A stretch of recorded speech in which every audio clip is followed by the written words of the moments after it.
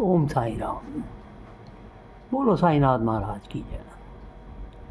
प्रिय भक्तों, जब भी धर्म की हानि होती है, परमात्मा स्वयं पृथ्वी पर अवतार धारण करते हैं, धर्म की स्थापना हेतु तथा बुराई का अंत करते हुए और अच्छाई की रक्षा करते हुए। राम रूप में पृथ्वी को राक्षसों से मुक्त कर राम राज्य स्थापित किया। कृष्ण जीवन रूपी रण रूपी के साक्षी थे, जहाँ पर अच्छाई ने बुराई पर विजय प्राप्त की थी। साथ ही साथ कुरुक्षेत्र की रणभूमि को ही अपना स्थल बनाया। कर्म और भक्ति का संदेश हम सब तक पहुँचाने हेतु पुण्य पावन ग्रंथ भगवत गीता की रचना करी। इसी प्रकार भगवान कई रूपों में प्रकट हुए। कभी गुरु नानक देव जी, ईसा मसीह और अन्य बहुत अवतार, केवल एक ही लक्ष्य को ध्यान में रखते हुए पूर्ण मानवता का उत्थान करने के लिए। मेरे भक्तों, ग्रंथ कोई भी पढ़ लो, किसी भी धर्म के अनुयायी बनो, परमात्मा के किसी भी अवतार को मानो, सभी द्वारा दिया गया संदेश इन शब्दों में पूर्ण रूप से यही प्रकट होगा। सबका मालिक एक, यानी परमात्मा एक है। यदि हम अपने गुरु परमात्मा को पूर्ण भक्ति, लगन, प्रेम और हृदय से पूजें, तो परमात्मा के स्वरूप को और हर रूप को हम भी महसूस कर सकते हैं। उनके द्वारा दिखाए गए पथ पर पूर्ण श्रद्धा और लगन से चलें और अपने आसपास बसे परमात्मा के अन्य रूपों का भी पूर्ण श्रद्धा और सबूरी के साथ आदर करें। परमात्मा हमसे ज़्यादा दूर नहीं है। वह तो हमारी हर आती जाती श्वास का एक अंग है। हमारे आसपास बसी हर वस्तु, हर व्यक्ति, हर चीज़ में परमात्मा बसे हैं। अलग अलग युगों में परमात्मा ने अलग अलग अवतार धारण किए। मानव को एक स्थिति से उठाकर और एक उच्च स्थिति तक उत्थान करने के हेतु परमात्मा ने अवतार धारण किए। परंतु मानव तो स्वयं को केवल कर्मों में ही उलझाता रहा, और वह भी ऐसे कर्म जो उसे नीचे की ओर धकेलते रहे। मानव आध्यात्मिक उत्थान पाने की जगह केवल भौतिकता में ही उन्नति प्राप्त करता रहा। भक्ति और प्रभु का नाम सिमरण करना उससे दूर होता गया और माया जीतती चली गई। लेकिन फिर भी परमात्मा बहुत दयालु हैं। उन्होंने स्वयं ही हमारी रचना की है, इसलिए हर जीवन, हर जन्म और हर युग में वे हमारी बागडोर अपने हाथ में रखते हैं। चाहे कुछ भी हो, हम पूर्ण रूप से अज्ञानता के अंधकार में गुम ना हो जाएं, इसलिए परमात्मा सदा हमारी सहायता करते हैं। इसी प्रेममयी किरण ने इस कलयुग में हमारे अंधकारमय जीवन में प्रवेश पाया, और इसी ने हमें एक कलयुगी अवतार के रूप में स्पर्श किया। साईं बाबा के रूप में एक ऐसा नाम और आकार जिससे हम स्वयं को इस कलयुग में जोड़ सकते हैं। इस कलयुग की आवश्यकताओं के अनुसार उनकी सीख साधारण, बिना किसी आडंबर या अंधविश्वासों के है, और शायद इसलिए वह पूर्ण रूप से केवल प्रेम, भक्ति तथा शुद्ध और सच्ची भावनाओं पर आधारित है। इस जीवन के पथ पर साईं को ही अपना आधार मानते हुए आगे बढ़ना है। समय कभी नहीं रुकता। हर क्षण के बाद अगला क्षण उसे हटा स्वयं को प्रकट करता है। जो बीत गया उसे कभी वापस लाया नहीं जा सकता, पर समय हमेशा अपनी यादें, अपनी अच्छाई बुराई छोड़ देता है।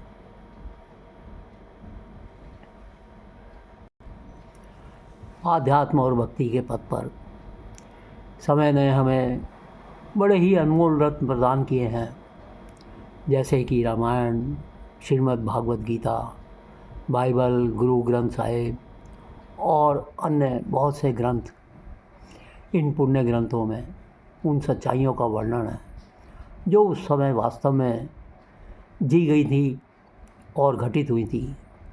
हमें उन्हें समझते हुए, उनसे सीख लेते हुए उनके अर्थ को गहराई से बटोरना है और उसमें छिपे परमात्मा के मानव को दिए संदेशों को जानना है।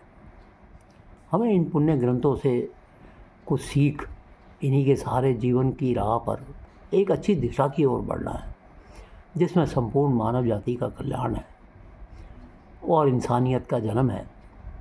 हमें यह भरसक प्रयास करना चाहिए कि हम इन शुद्ध ग्रंथों में छिपे हर गुप्त संदेश को पढ़ पाएँ। इस अमृत को सर्वप्रथम स्वयं सजते हुए हम इसे दूसरों के साथ भी बांट सकें। इन्हीं सब पावन ग्रंथों के साथ साथ एक और पवित्र ग्रंथ है जो बाबा के भक्तों को बहुत ही प्रिय है, और वह है साईं सचरित्र, जिसमें हमारे ही परमात्मा के अवतार साईं का शुद्ध पावन चरित्र है। यह केवल बाबा का रहन सहन, आदतें, उनके चमत्कार, उनका भक्तों के साथ मेल मिलाप नहीं दर्शाता, अपितु इसके हर एक शब्द, हर वाक्य के पीछे एक बहुत ही गहरा आध्यात्मिक संदेश छिपा हुआ है, जो कि हमारी आत्मा के उत्थान के लिए है। इसे केवल शिरडी के साईं बाबा की कहानी मत मानो, क्योंकि जब परमात्मा स्वयं इस पृथ्वी पर अवतार धारण करते हैं और उनकी जीवन गाथा लिखी जाती है, तो वे एक बहुत ही गूढ़ आध्यात्मिक ग्रंथ बन जाता है, एक बहुत ही गहरा अनंत सागर जो रत्नों से परिपूर्ण है, जिसमें हर भक्त को प्रेम और भक्ति सहित गहरा गोता लगाना पड़ता है, ताकि वह ज्ञान तथा प्रभु के अनमोल रत्न इकट्ठे कर सके। हवा का एक लकड़ी के तख्ते पर सोना, जो कि फटी हुई चिंदियों से मस्जिद की बल्लियों पर टांगा गया था, उनका अपने ही अंतड़ियों को स्वच्छ कर इधर उधर बिखेर देना, या वेग से बह रही वायु तथा प्रचंडता से प्रज्वलित धुनी को, अग्नि को केवल अपने सटके के प्रहार से शांत करना, या एक बच्चे के प्राणों की रक्षा करना जो कि मीलों दूर जलती भट्टी में गिर गया था, क्या यह केवल एक जादूगर या साधारण आदमी कर सकता है, या शिरडी के साधारण लोगों का दिल जीतने पाने का कोई तरीका था? यह जो उन्होंने चमत्कार दिखाए, यह दिव्य गुण जो प्रदर्शित हुए, केवल माया का ही खेल था। एक ऐसा खेल जो माया के स्वामी साईं स्वयं माया के साथ और माया के जरिए ही खेल रहे थे, ताकि वे लोगों के दिलों में भक्ति की लौ जागृत कर सकें। ऐसे लोग जो सदा से पूर्ण रूप से इस माया को चलने वाली शक्ति द्वारा चले गए हैं और हमेशा चले जाते रहे हैं। ये केवल साधारण घटनाएं नहीं थी, अपितु साईं द्वारा दिए गए संदेश कि हम मानव सदा ही माया को की शक्ति के आगे हार जाते हैं और इस मिथ्या संसार को ही अपना सच्चा घर मान लेते हैं। हमारे असली ठिकाने, जीवन के अंतिम पड़ाव, परमात्मा की ओर बढ़ रहे प्रेम और भक्ति के पथ को हम भूल जाते हैं, जिसके लिए हमें यह मानव छोड़ा प्रदान किया गया है। तब हमारे उत्थान के लिए परमात्मा का कोई अवतार प्रकट होता है, जैसे कि कलयुग में साईं ने अपने भक्तों की खातिर अवतार लिया, जिन्होंने अपने साधारण तरीकों से दिन प्रतिदिन घटने वाले साधारण अनुभवों द्वारा और हमारी तरह ही साधारण जीवन जीने की पद्धति को जरिया बना हमें यह दर्शा दिया कि वह सभी को छलने वाली अवैध माया की शक्ति को कैसे वश में कर सके। एक साधारण मानव के चोले में रहते हुए भी उन्होंने हम जैसे साधारण मानवों के समक्ष स्वयं का ही उदाहरण प्रकट किया कि प्रेम और भक्ति की शक्ति द्वारा और आध्यात्म के पथ का अनुसरण करने से वह पथ जो हमारे गुरु ने हमें दिखाया है, उस पर चलते हुए हम इस शरीर के दायरों में रहकर भी इस आत्मा का उत्थान कर सकते हैं, ताकि हम परमात्मा के और करीब पहुंच जाएं और अपने जीवन के सच्चे ध्येय यानी मुक्ति या मोक्ष की ओर बढ़ सकें। अनगिनत चमत्कारों और घटनाओं द्वारा हमारे साईनाथ ने यह संदेश दिया, जो सदा अंदर से जागृत है, सदा ही उसका रुख परमात्मा की तरफ है, अपने कर्मों को पूर्ण लगन से करता है और कभी भी परमात्मा के नाम का सिमरन को नहीं भूलता है। वह केवल इस माया के चतुर खेल को ही नहीं समझता, अपितु उसे नाम जाप की शक्ति द्वारा जीत भी लेता है। इसलिए एक अंदरूनी शक्ति पैदा करो जो तुम इस माया के निचले दायरों से बहुत ऊंची है, ताकि वह शरीर केवल इस माया के खेल को ही न जीते, अपितु उस पर राज भी करे, उसे केवल अपने हाथों का खिलौना बनाते हुए इसी माया को अपने वश में कर उसका प्रयोग करे, जिससे कि आत्मा एक ऊंचा स्थान प्राप्त करे और आध्यात्म की राह पर उसे मुक्ति प्रदान हो। इसलिए सदा ही नारायण को पाने का प्रयास करो, लगातार उसके ही नाम का स्मरण द्वारा, और वह भी कर्मों में रहते हुए, क्योंकि आखिरकार माया तो उन्हीं नारायण के चरणों की दासी है। एक बार हम नारायण को पा गए या उन तक पहुंच गए, फिर माया की क्या मजाल है कि हमें विचलित कर सके, क्योंकि वह तो सदा ही नारायण के ही चरणों की दासी है।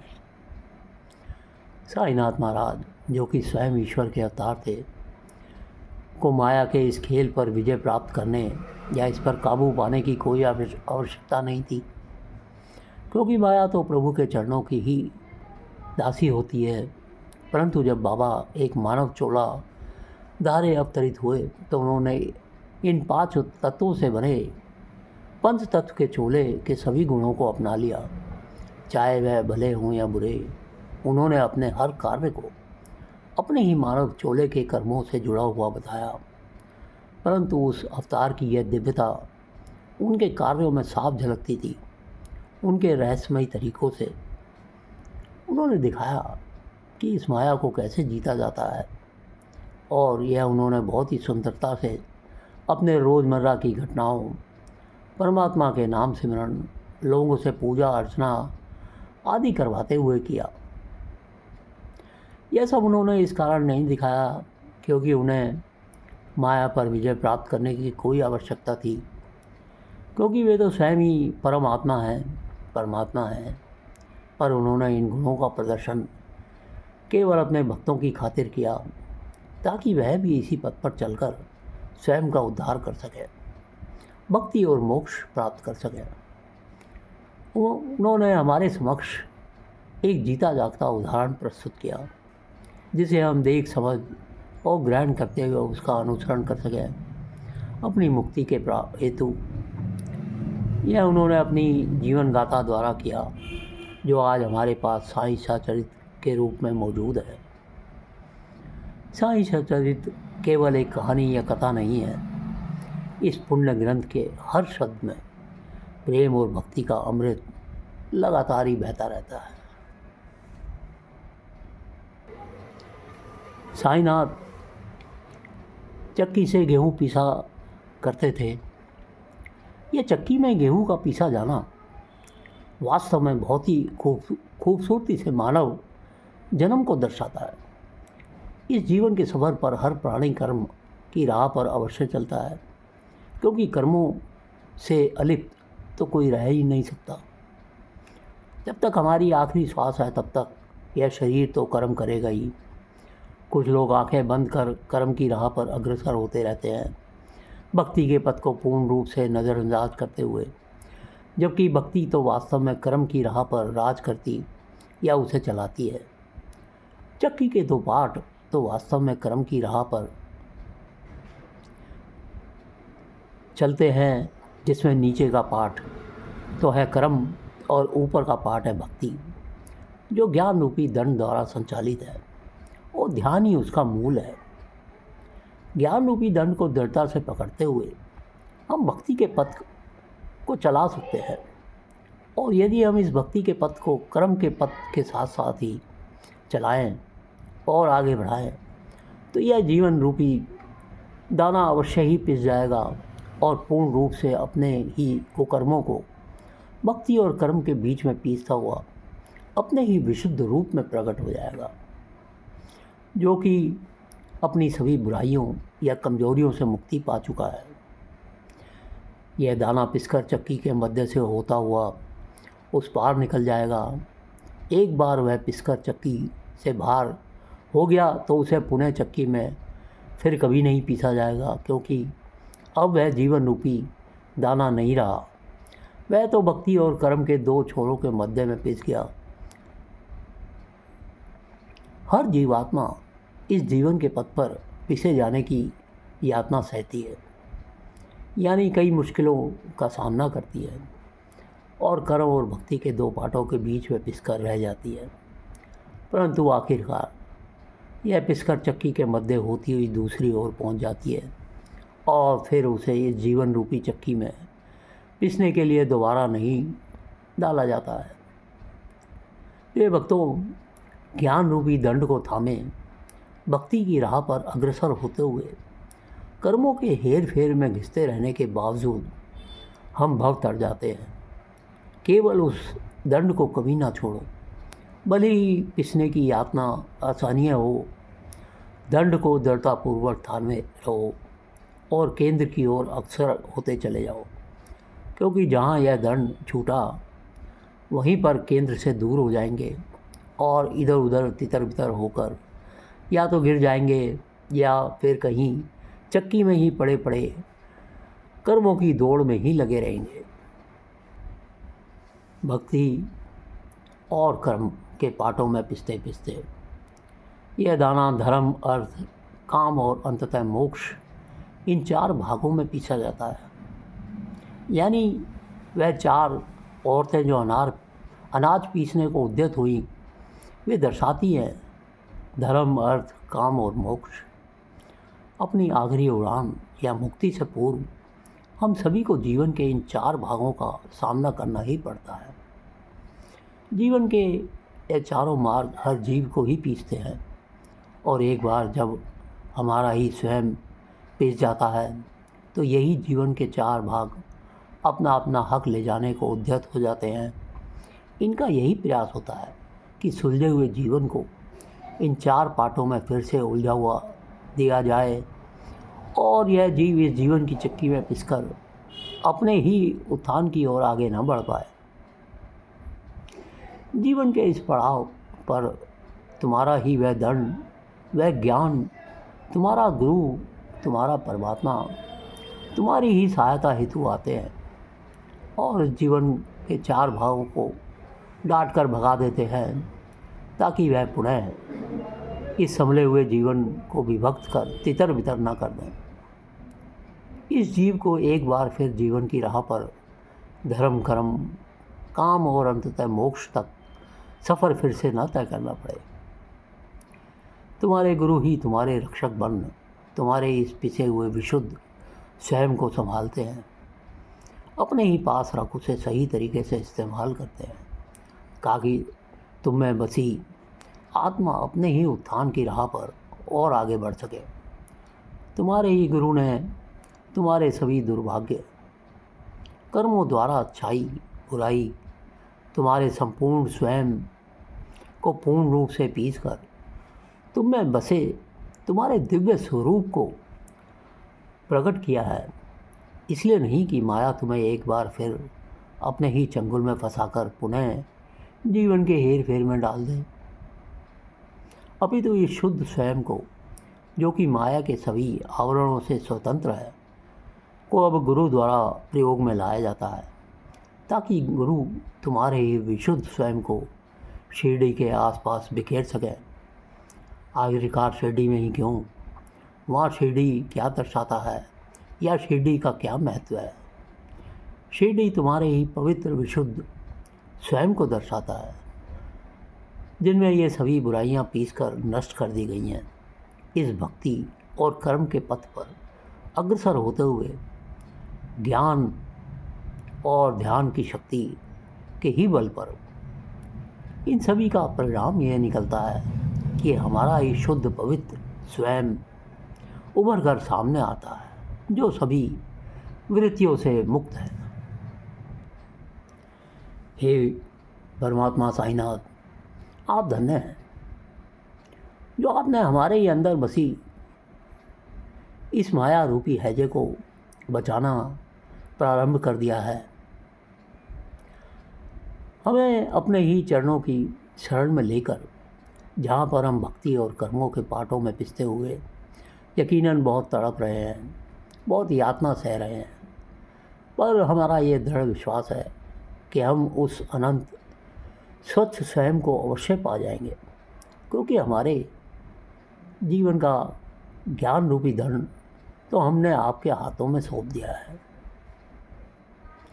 जिसके जीवन का ज्ञान रूपी धन आप थाम लें, उसे काहे का भय, क्योंकि जिसने अपने जीवन भक्ति कर्मों का सर्वस्व या आधार आदि और अंती आपको मान लिया है, उसे केंद्र की ओर अग्रसर हो उसी के में लय हो जाने से कोई मायावी ताकत नहीं रोक सकती।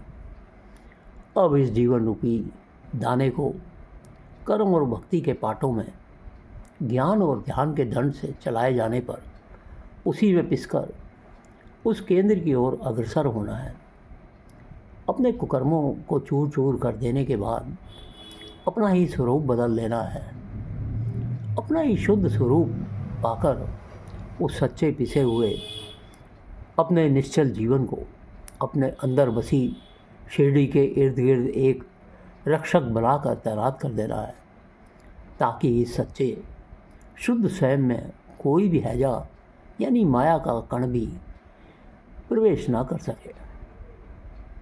आप और आपका विशुद्ध स्वयं फिर कितने जन्मों तक सुरक्षित हो जाता है, ये परमात्मा जानते हैं। मेरे भक्तों, बाबा के पुण्य उपदेश और उनकी लीलाएं हम संक्षेप में वर्णन करते रहेंगे। चैनल में रुचि आए तो सब्सक्राइब ज़रूर कीजिए, लाइक और शेयर कीजिए, और हर पल बाबा का नाम लेते रहिए। ओम साई राम, ओम साई राम।